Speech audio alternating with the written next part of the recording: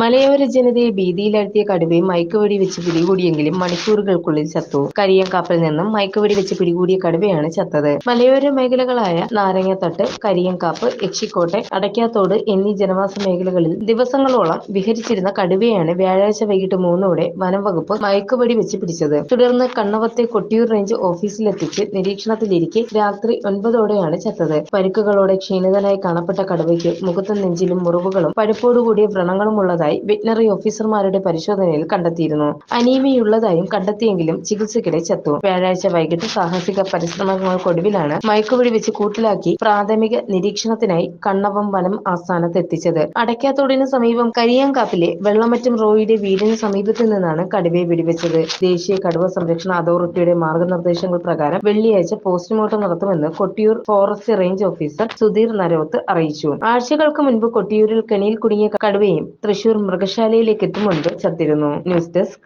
Press Malayalam. പവനേറുന്ന തങ്കമാണു നീ, ഒളിമായാത്ത തിങ്കളാണു നീ, കൊഞ്ചം നിലാ എന്നും സ്വന്തം രാജകുമാരി. Be a Rajakumari. Rajakumari Gold and Diamonds.